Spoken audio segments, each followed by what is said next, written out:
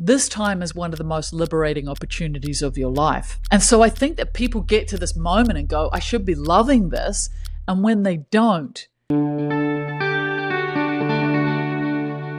welcome to Retire Today. I'm your host, Jeremy Keil, and we're here to help you create your dream retirement. Today, we're talking with Monique Rhodes about creating your retirement roadmap. Monique, welcome to the show. Jeremy, thank you so much for having me. It's such a pleasure to be here. Yeah, glad to have you on. And the way you said pleasure there makes me think you're not from the USA. Tell me a little bit about where you're from and where you happen to be right now. Oh, it's a great. Well, this gorgeous little accent is from New Zealand. For those of you who don't know much about New Zealand, that is where The Lord of the Rings was filmed. Hopefully, some of you have been there, or hopefully, some of you will get to go there. But now I live in Costa Rica. So I'm looking out onto the jungle and onto the ocean, living a very quiet and relaxed and beachy life down here, Jeremy. Yeah, quiet, relaxed, and beachy. I think that's the goal for a lot of us, especially as we're heading towards retirement. And when you say quiet and relaxed too, it reminds me of a program you've started with. It's called the Happiness Baseline. Tell me a little bit about the Happiness Baseline and how you got into the world of coaching and teaching happiness as a skill. Yeah. So when I was younger, like many people, I had a life that was quite difficult. I was adopted at a young age. There was a lot of trauma in my earlier life.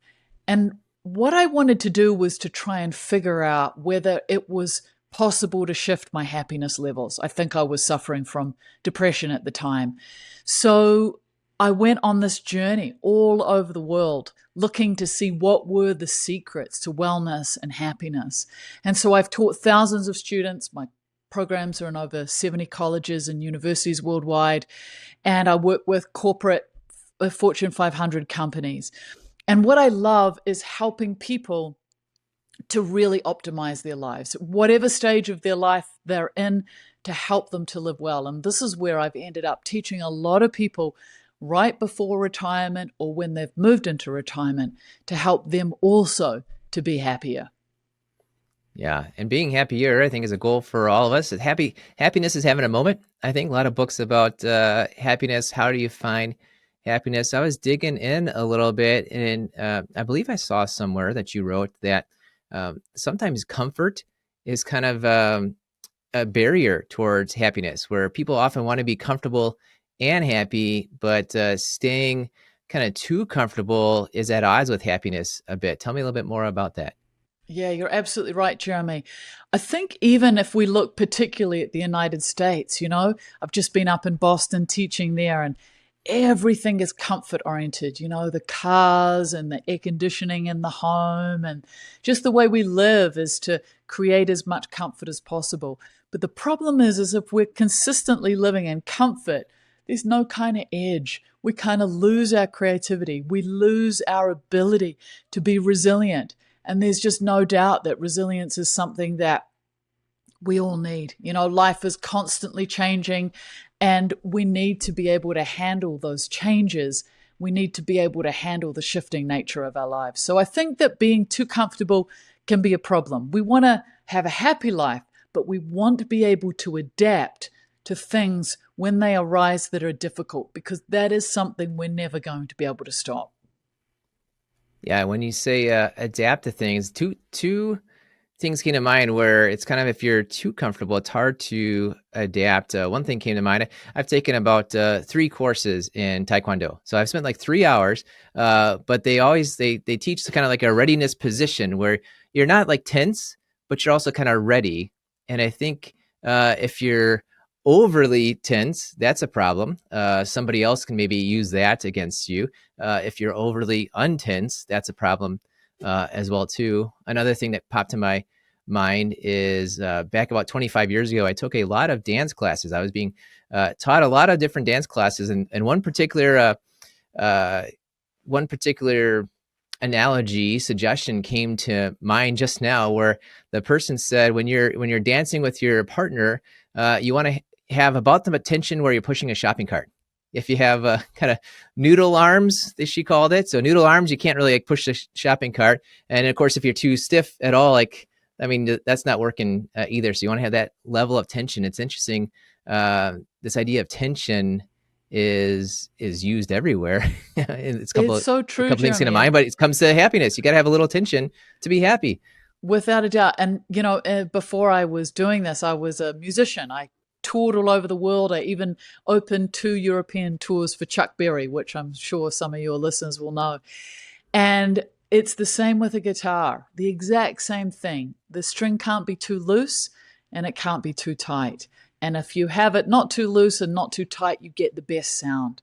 But I think we're Mm-hmm. living in a world where actually, there's a lot of anxiety from the things that are happening in the world. And then we try and counterbalance that with comfort. I look at it a little Mm-hmm. bit more. I live here in a beach town where there's lots of surfing. I look at it more like, all the things that happen in our lives are a little bit like the waves in the ocean. And it's so easy to get pummeled by the waves when we go into the ocean. But if we can accept that those things are going to happen no matter what we need to do is learn literally to become a surfer. So we need to learn how to surf the waves of our life. And I think that's one of the most important skills that any of us can learn at any stage in our life.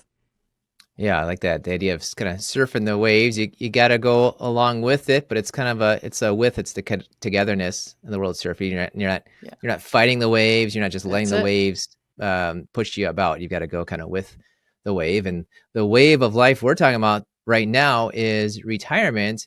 And something you just said too, where a lot of people are kind of over stressed, over anxious, and the thought is, let me counterbalance that with the way opposite of it, which creates some issues too, like we talked about. So you've taken this thoughts on happiness. You've created a course called the Retirement Roadmap. Tell me what brought you to say, I'm going to apply these ideas strictly to retirement, and what have you found so far? Yeah, absolutely. What I think, Jeremy, is that we get this idea of we're going to retire. And when we do, retirement's really sold to us as a little bit like a never ending holiday. You're finally going to have all this free time. There's going to be no deadlines. There's going to be no more early mornings. And for most people, it's meant to feel like the big payoff after decades of work. And what I've found in my work with the people that have come to me to help them to be happier, when they get to retirement age, when that moment actually arrives, unfortunately, it's not pure joy. What happens is that the structure, the identity, that daily sense of purpose, they all fall away at once. And this can leave people feeling restless, anxious, even invisible. So it's not something that people often talk about, but loneliness, loss of meaning, and even grief are really common experiences at this stage. So I like to think about it like this. For years, your job's given you a built in sense of who you are, and it's given you a built in sense of why you matter. And when that disappears overnight, you're suddenly faced with the question, Jeremy, of who am I? Like, what do my days look like? Where do I find purpose? And if you're not ready for these questions, then retirement can feel more disorientating than liberating. And if we look at the statistics, what we see is that 60% of people in the first year of retirement are more unhappy than when they were working. So I think if we can come to this with a sense of consciousness and curiosity, absolutely we can turn this around, but we need to look at it with intention. You've been saving your whole life for retirement, but how do you actually retire? My name's Jeremy Keil, and I take my clients through a 5-step retirement planning process so they can be ready for retirement. I put that whole process into my book, Retire Today, so that you can create your retirement master plan in 5 simple steps. If you're trying to create your retirement plan, head on over to jeremykeil.com, JEREMYKEIL.com to buy your copy of my new book, Retire Today. Yeah, look at it with intention, and you've maybe lost your sense of purpose. You're looking for a sense of purpose. I was just on podcast with Jordan Grummett, Doc G, the Earn and Invest podcast. His most recent book is called The Purpose Code. And of course, it's a book title. So it's capitalized, big P, capitalized purpose. But he talks in that book that it's the little p purpose of that's what brings you fulfillment, where it's not the accomplishing. You're not trying to scale Mount Everest. You're just trying to go out and climb because that's what you enjoy doing. I'm assuming perhaps you're familiar. Maybe you're not. Tell me, have you connected with Jordan at all? I I've got to get haven't. you No. connected. Okay, I'm going to Please. get you I'd love connected. that. I think you would both fit in pretty well together. But what have you found then? Are people retiring and saying, okay, I'm going to take care of my bucket list? Am I going to accomplish this big, great thing? Or more of, okay, I'm going to find what makes me happy kind of in my day-to-day life? I think that actually what happens is that when people retire, they don't completely know what to do. I think that's the Mm-hmm. first thing, right? Because, you know, what happens is when people retire, there's this whole question of, I don't know what gives my life meaning anymore. So when we're talking about purpose, like purpose has been built into this rhythm of work. You know, people needed you. You had responsibilities, you had goals. And often for couples, or especially women, you know, retirement can also coincide with their kids leaving home. And so all of a sudden, their kids are gone, their job's gone, all those responsibilities are gone. And, you know, your purpose isn't gone. It's just no longer handed to you by your job description. And now the exciting part is you get to create it for yourself. And this can feel really terrifying for people. So, what I see in the first few years of people are often floundering. But this time is one of the most liberating opportunities of your life. And that's really important. And so I think that people get to this moment and go, I should be loving this. And when they don't, then lots of other emotions can come up, like grief or sadness or even guilt, Jeremy. You know, something's got to be wrong with me. This is supposed to be happier for me than it is right now. Does that make sense? Yeah, it does. I mean, you've got the grief, you've lost your job, and you're right on. A lot of people they retire because it's kind of the right time in life. Their kids just graduated from college; they're now out of the house. Okay, it's time to focus on myself, and you've got that time now. You've got the time freedom, you've got the money freedom. All the studies show basically the height of net worth is basically the day you retire. That's about where it comes in. So you've got time freedom, money freedom. I think sometimes humans don't know what to do with all that freedom. And so you've put together this roadmap. Tell me a little bit about the roadmap. When should somebody maybe start looking at creating the retirement roadmap, and what would be a few of the first steps? I mean, the ideal is that someone looks at it, Jeremy, before they retire, because that's the ideal time. Because what we can then do is create that bridge so it's quite seamless. So that's your ideal time. But for lots of people, they don't. They get into retirement and then they feel this level of dissatisfaction and they think, gosh, this should be better than it is right now. And so that also is the perfect time, you know, like the wonderful thing about life is that we can change things at any moment, right? And so that's where it's really important. And that's where we can come into this transformation. So what I do in the retirement roadmap is teach people how to come through a process of creating a different relationship with themselves, how to redefine who you are beyond your career, how to reconnect with a sense of purpose, how to feel at peace with an idea of unstructured time instead of anxious about it. And so that inner shift means that you wake up knowing what a good day looks like. And I think that that's really powerful. And what you also do is you walk away with a plan, not vague ideas, but a roadmap that you create for yourself. A roadmap around the routines that are going to bring you energy, the relationships that you want to nurture, which is so vital. Relationships when you retire are so important because one of the things that we don't expect when we retire is that all the people that we have in our life, they don't have to be our best friends, but they make up a foundation of our life. And when they dissolve, it can become unbelievably lonely for people. One of the biggest things that I see. So I teach people how to get clear about the relationships they want to nurture, but also how to make friendships as they age, because we often think as we get older, it's more difficult to make friendships, but we just need the right strategy to be able to do that. And then we look at the passions that you're excited to pursue, which is really, really important so that you can really take this freedom and enjoy it. And then we have to look at, some of the tools to handle the tougher realities like grief or, health changes. And we put this together in a way that feels uniquely yours. And so instead of drifting, you begin to live with intention. And instead of fearing what's coming next, you start to get really excited about your life. And that's the shift that I've seen again and again. And it's what makes this work so life-changing and why I love it so much. Yeah, that's what you want, is a better sense of accomplishment, but through kind of daily happiness actions, I think is maybe the way that you're Yeah. approaching that. And what's interesting, I hear it all the time. Relationships are the key to life. Loneliness is worse statistically and health wise, and even smoking cigarettes or all kinds of things like that. But something you just said, I haven't quite heard before, where you said create a different relationship with yourself. Can you explore that a little bit? Of what do you truly mean by that, and how would I go about doing that? Yeah. So I love that you're aware of how important connections are. And I just want to say one thing before we go onto the self.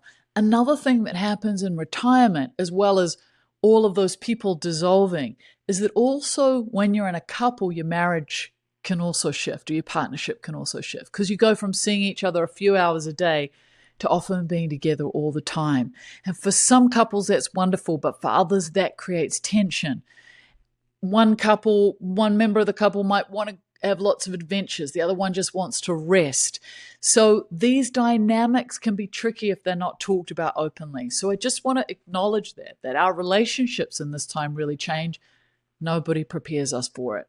But the wonderful thing is that over this time, when we retire, up until now, we've kind of been working for somebody else, or maybe we're self-employed, but we're still working on something outside of ourselves. All of a sudden, when we reach retirement age, when we move into a retirement, we have the ability to build a relationship with ourselves. And what I see consistently in people when they retire is that they often don't know what that looks like. So often they spend their time in service to their job or their business, and or in service to their children. Now all of a sudden, they've got all this time, and often one of the first steps that I'm taking with people when I'm working with them is the very, very simple step, which is, what do you like? What do you like doing? What do you enjoy doing? And for so many of them, they don't know. So this is such a wonderful time to build that relationship with yourself, to try new things, to try different courses, different classes, different countries, different food, different experiences, and really start to get to know, for me, like, what is it that I enjoy? And this is now your time to really move into that experience of not getting so caught up in what you've done for your whole life, but to think about, what were things that I've dreamed of as a kid? I had one of my students start dancing classes. She'd always wanted to dance, and at 70 years old, started dancing classes. Another who started doing painting. Things that they thought of as a kid that might be exciting or fun, or maybe they did a little bit of drawing. Now it opens up into this whole world of creativity and experience and joy from things completely different from what they've had the time for when they were bringing up kids and, and having a full-time job. Yeah, I like what you said there. Of think back to what you enjoyed as a kid. I've heard this kind of thoughts before. Think back to what you enjoyed as a kid, and there's probably something similar you might want to do. Like, just for me personally, it's been close to 15 years since I've played much guitar. I don't know if you toured around, so maybe you're in this spot. I And did. I wonder too, actually, where for just for you. You might have started playing music as an enjoyment, as a hobby. Then it became a career. It might have been less enjoyable, but here you are where you could maybe play more music and bring back the enjoyment part of it. And even it could be the same thing where what you liked as a kid, maybe you liked science and puzzles, and then you became a doctor, and that might have been too stressful. You retire, and back to Jordan Grummett, he goes out a couple times a month, and he's a hospice doctor, so brings in a little bit of income, but he gets the enjoyment part of the doctoring. Also, you said to try some things. Reminds me of a podcast I had with Anthony Napolitano. He had retired, I believe, at the age of 53 because it was forced upon him. There's a big corporate restructuring, and thankfully he was prepared, but still it's kind of forced on him. What he said is that try a lot of things and quit the things you don't like. So if you try it out and you don't like it, just because you sign up for the 12-week course, if you're three weeks in, you don't like it, go find the thing, go try something else and see what you might like. You might be surprised what you like. The sense of obligation. You don't have to have obligations as much as, you're not forced into these obligations. Go try things, go do what you want to do. And I think that we should look at that also in our relationships as well. Try meeting people. If you don't really like them, just let it go. I think when we're younger, we kind of collect a whole bunch of people. But as we get older, we have the ability to be a lot more discerning. Who is it that makes me feel good? Who is it that makes me feel, excited and well? What things make me feel good? What things make me excited and well? Like, I'm a huge reader, and this year I've given myself the permission. If I start a book and I don't like it, I can stop reading it. I've really got my head around this idea of we don't have to keep doing something because we've started it. So I think in all areas, it's very much a time of discernment, and it's a time of discernment that we deserve. We've worked so hard. Now we have the ability to be discerning about, what do I do with the rest of my life in these precious days and hours and weeks and months? I want to use them well. Don't spend them on things that don't bring you joy. Yeah. Speaking of doing things for the rest of your life, you've said your work, but you've also moved from this magical dream place of New Zealand to another magical dream place of Costa Rica. That's often a thing that's associated with retirement. Tell me, how would you classify yourself now? Would you call yourself retired? Are you still fully in your career? What does life look like for you right now? I'm still fully in my career because there's too many people that need me. But Yeah. I also have the ability, and I've always done this. I've traveled my whole life, so I've traveled since my early 20s. And I've made the decisions through my life, Jeremy, to say, where do I want to be that will make me happiest? For 4 years, I rode a motorcycle through India. I've traveled all over the world, been to countries that many people won't even know of, like places like Bhutan, up in Asia, and just incredible experiences. So what I've done is I've always done my work and lived in amazing places so that it constantly feels like I'm on a holiday. And 3 years ago, I found the place that I wanted to call home, and I love it here. I'm going to stay here. And the beautiful thing is that the end of each day, I take off my work clothes and I go and jump in that beautiful ocean out there. So I think it's important for us to understand that we have the ability to be in control. What is it that's important to me? What's meaningful to me? When I moved here to Costa Rica, there were a number of things that I really wanted for myself. One was a warm climate. Another was to be surrounded by nature. Another was to be close to the ocean. And another was the ability to create community easily, because I know how vital community is, particularly as we get older. So I think it's a really good thing to think about, where is it that I live? Like, what is it that what environment am I in? Do I need to move house? Do I want to stay close to my grandchildren? All of those things, like, you get to decide, but make it a decision. Do it consciously. Think about where you want to be. Lots of people are retiring to Costa Rica, as you can imagine, and all around Central America. And it's wonderful just to be where you feel best. Yeah, I wrote down 2 questions you just said, and a third one, which you basically said earlier. And I think these are 3 great questions that you brought us.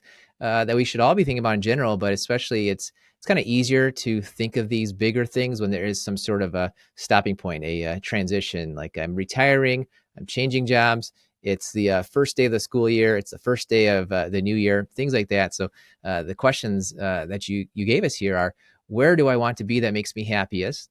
What do I want to do that makes me happiest? And who do I want to be with that makes me happiest? I think those are three good questions. There's probably more if we have more time to think it through, but those are three good starting points for you. I love that, Jeremy. Yeah, excellent. Well, thanks for sharing with us about the retirement roadmap. I've got one final question for you. Before that, tell me what's the best way to reach out to you? I think that hopefully you'll have a link at the bottom of this podcast, and that is the best way for people to get hold of us is to, yeah, just follow the link.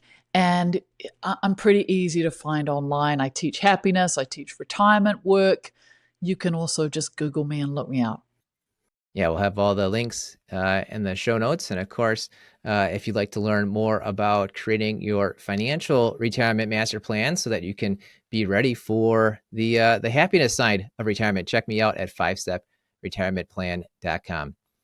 All right, Monique, final question for you. Tell us something about yourself that few people know about. And remember, this podcast is rated clean. Oh, then you make it very limited. There you go. Wow, what would nobody know that few people know about? I don't know. I feel like everybody knows everything about me.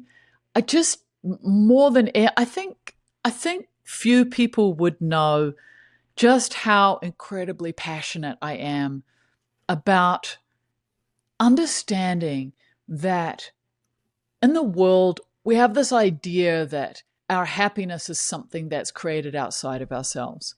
Mhm. And I'm super passionate about learning how to work with my own mind so that I can be happy. And I think that that is really the driving force in my life is to pass that information across to other people so that people, Jeremy, can feel as though they can be in control of their life as well.